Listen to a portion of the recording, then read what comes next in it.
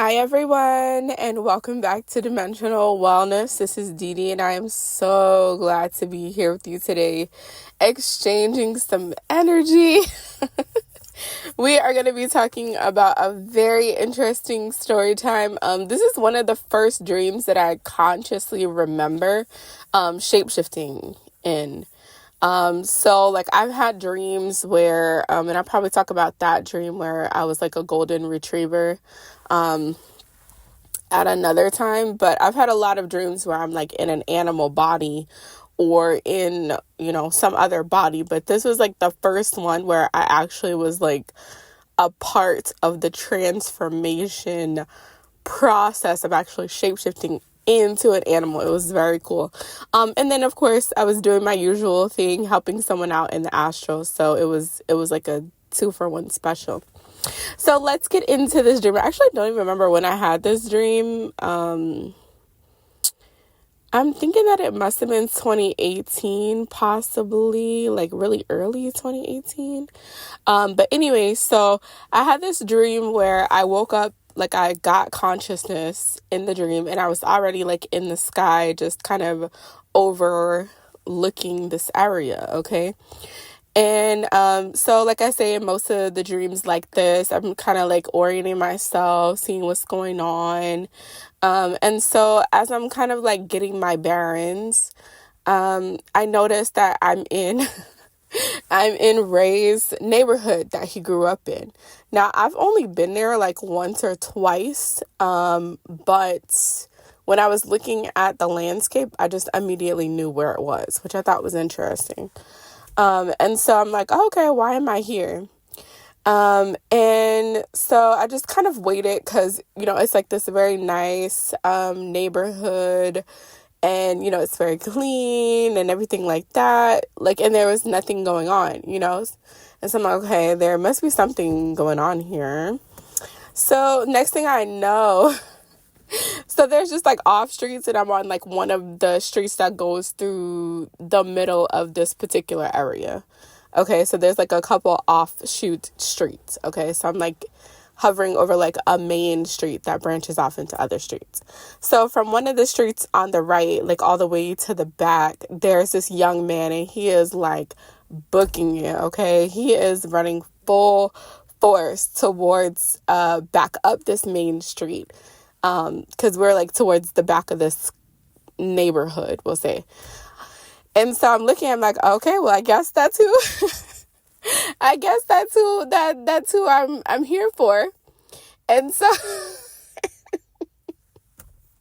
and so he's like running like for his life. And so I'm like, okay, well, how do I talk to him and communicate and figure out? And I'm like, well, I mean, he's a little bit busy right now, but I guess it's who I'm supposed to be helping. So anyway, so I realized that he can't see me. And so I'm like, okay, well, I guess I'm going to have to, kind of lower myself into, like on the street with him to actually communicate. So anyways, I kind of like talk to him telepathically. And so I'm like, what are you running from? And he immediately almost like trips over his shoes. It was so funny. But I'm like, oh my gosh, I can't do that because he's clearly running after someone and I don't want him to get got. You know what I'm saying? I don't know what the situation is because I have not seen anybody that's like running after him yet. So he got a good head start. And so I'm like, get up. I'm like, get up. You know what I'm saying? Like, come on, child, get up. And so anyway, so he gets up and he starts running and he doesn't know what's going on. I mean, obviously he can hear my voice, but, you know what I'm saying? It's just like this random woman like talking to him in his mind or whatever. So I'm like, anyways, all those questions are cool, but what's going on with you? Why are you running like this right now? So he kind of adapts quickly and he starts telling me a situation that it seemed like he had stole something from someone before and he didn't really tell them, and he's trying to get out of this life of crime, but he still owes somebody something. And so he can't get all the way out of it yet because he still owes someone something. I'm assuming that whoever he owed it to, like, found out. And so they might want to beat him up or whatever. And so he was just getting a head run on whatever. So anyways, where he was running at in this place, he wasn't going to get that far because, you know, it's hilly. You know what I'm saying? And most of them go to like, you know, dead end kind of wraparound situations, cul-de-sacs and stuff like that. And so I'm like, okay, well, the only thing I can think of right now is like, do you know where there's some water, you know? And I mean, there's like a lake in this area, you know, like a man-made lake, and a few places that are on the off branches of those lakes, this man-made lake. So I'm like, you know, find like the next water spot, and then I'm just going to carry you over the water to another part of the complex. And so, child, when I said that, and it's a black man, okay? When I said that, he was like, girl, what? He's like, I'm really crazy, okay? Because this voice that told me to go to the water, and it's going to bring me over the water. And I started laughing with him too, because I'm like, babe, I don't even know how we're going to do that. I don't even know how it's going to happen, but we're going to see though. And so anyway, so I'm like, no, I'm serious. I'm like, go find the water. Like, I'm serious. Go find the water. And so he runs up to the water. He's like, come on, man. I'm like, child, I'm trying to figure out how to even manifest a body, because I wasn't in a body at that point. I was just like next to him and talking to him. So anyways, I manifested right next to him in my body. He was like, oh, shoot, you're like a real person. I'm like, yeah, I actually am a real person. So I'm like, okay, now I have to figure out how we're going to get across this water, because we don't have time, like, to be surprised and all that stuff right now. Because something could happen to this child. And he looked like a young boy, like 18, 19, something like that. So I'm like, oh my gosh, let's help this child out, because who knows what's going to happen to him. And so I was like, okay, I'm going to turn into an owl. And he was like, girl, what are you talking about? I'm like, look, I don't know how I appeared to you, but that happened, right? So hush, and let me figure this out, because that's the first thing that popped into my mind. They're like, you got to turn into an owl. So I'm like, child, okay. So I'm like, okay, like, just give me a second. And then, like, I literally, like, closed my eyes, and I was like, all of my cells need to change into an owl right now. I kid you not. I could, like, feel, like, the tingling. It was not like the werewolf dream, Patrick and the purple-eyed werewolf, okay? Because that was, like, an actual physical process that I actually felt. I actually saw it. And I was lucid enough in that dream, and like, it was tripping my mind out. I literally saw my hands go from, like, normal hands, and literally over, like, the process of a few minutes, like, my hands expand and get bigger, and, like, my nails actually morph into claws. Like, I literally was like, what is life? I'm like, this whole thing is a freaking charade. And while, you know, like, before I finish just being shocked out of my mind, I'm gonna kick somebody's butt that they have been limiting us like this. Like, I literally felt myself grow the teeth, and I actually remember being like, wow, like, werewolves are big. Like, they're not small. Like, my hands were like 10 times bigger.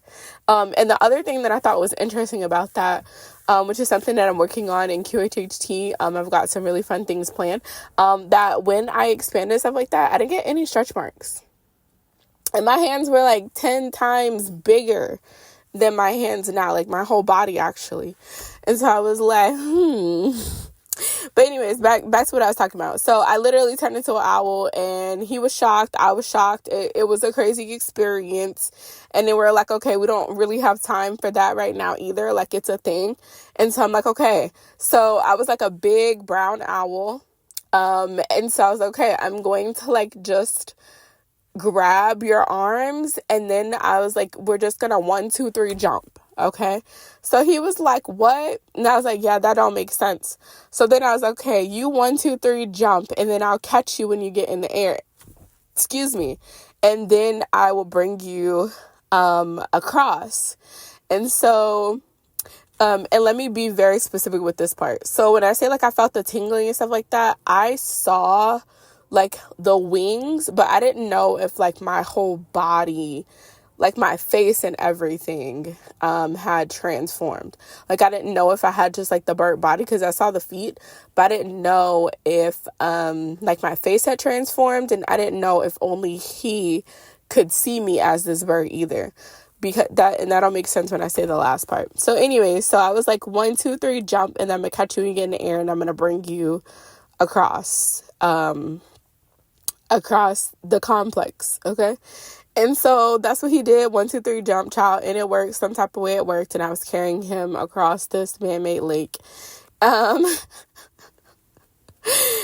then there was, wait, this is funny because there was this white family.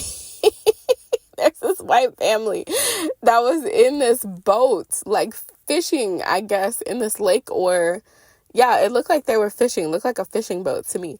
And it was like this husband and his wife, and then they had 2 kids, a girl and a boy. They look about, like 9 and 7 or something like that. And so I just dropped him in the boat with them. And so they're like, what? How in the world did this bird like drop you in our boat? And he was like, crazy, right? Where are you guys headed? And so afterwards, I decided to like kind of go around the boat and then land, because I wanted to see like if they also, like we're going to keep on seeing me as a bird. Like I just wanted to like double check and make sure. I don't know, because obviously I was a bird, but I just wanted to like double check. And so anyways, I landed on the side of the bird, and they're like, oh my gosh, it's an owl.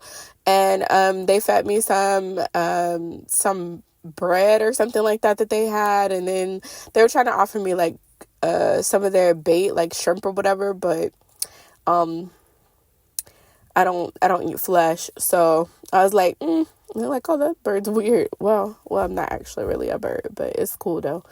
And so anyway, so then I ended up waking up, and I was so proud of myself. Like, oh my gosh, I saved someone from getting like beat up or worse, shot or something like that.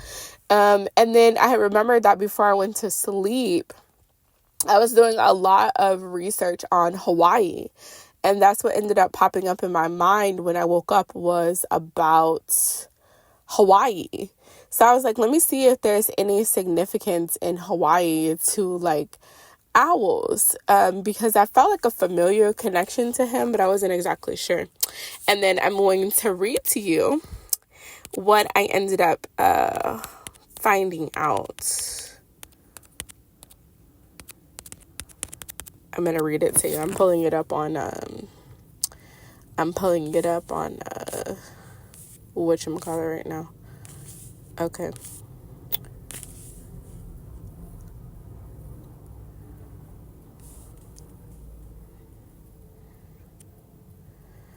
Okay, give me 1 second. This little owl looks so funny. Oh, wait, that's so funny because I originally did this recording. I'm like going through all my recordings. I got like 100 recordings. I'm going through, and then I'm like redoing some of them. And I originally did this one on November 12th. And then there is an exhibit about the pueo on November 12th, 2023. So I'm trying to find the mythology for the pueo though. Because that was the word that I got as I was waking up was pueo, and I didn't know what that word was. But when I was like fully awake and I was writing down, what my impressions are, I remember thinking about Hawaii, and I was like, oh, it must be connected to Hawaii. Okay.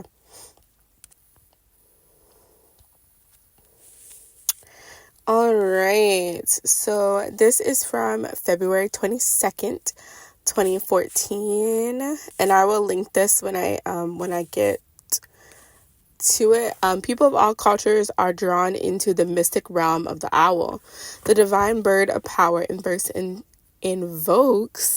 intense feelings of awe, inspiration, and fear. All over the world, the owl is recognized as a symbol of wisdom and knowledge. Pueo, the Hawaiian owl, has a special place in Hawaii's mythology. Pueos were silent, sailing over the Hawaiian Islands well before the arrival of the first Polynesians. Pueo is a short-eared owl who inhabits the mountains and sea lands throughout the islands of Hawaii. Pueos are endemic to Hawaii and listed as an endangered species. The poyo has also been sacred to the people of Hawaii and treated with the utmost love and respect. The mystic bird of wisdom often appears to offer guidance and protection. The mana of this beautiful creature of the night reaches far into the spiritual world. Up to this day, many Hawaiians have such a strong connection to the poyo that she becomes a kinalau, a physical manifestation of umwaku, an ancestral spirit. Now, I don't know if that's how you pronounce it, child, but I just kind of went with it, okay? But if you want to look up this word, it's spelled Aumakua, which looks like Ama and then Ka. So Ka can also be Kau, Kwa, like Kwa, Ka, and then Kha. Those are all Ka.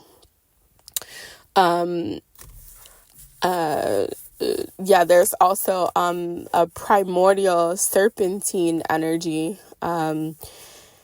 in ancient Egyptian mythology, and they spell his name Nehebkua. So I just wanted to mention that because I thought that was interesting. To the ancient Hawaiians, an Amuka, which is an ancestral spirit, was a deified ancestral garden spirit. And guardian. I don't know. Maybe it's a garden spirit. I don't know. Embodying the form of an animal to watch over their descendants. This ancestral spirit can manifest itself as a pueo, an owl, a shark, a sea turtle, and lo, which is a hawk, or other animals. They also empower, guide, protect, and inspire their descendants. And it is among the oldest of, the pueo is among the oldest of the ancestral spirits. She is often asked for advice in times of need. They're also considered the bringer of good luck, a protector, and messenger. And her messages may come in a dream, a voice, a vision, or a sign. So if you are interested in it, you can spell it Pueo, right? Pueo. I'm just double checking. Okay.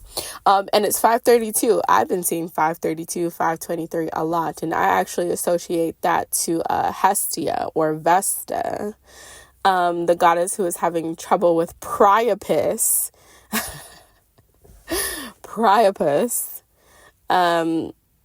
So if you've been seeing those, the number 40, maybe 222, like February 22nd. And then there's one other number I was thinking about too, that I can't remember right now. I forgot. But if you've been seeing those, then maybe you also have a connection to this. So yeah, that's what I wanted to say, my friends. Hopefully you found that interesting. Make sure that you like, comment, subscribe, share it with a friend, and of course make sure that you check the description box. I have links to dream interpretations on there.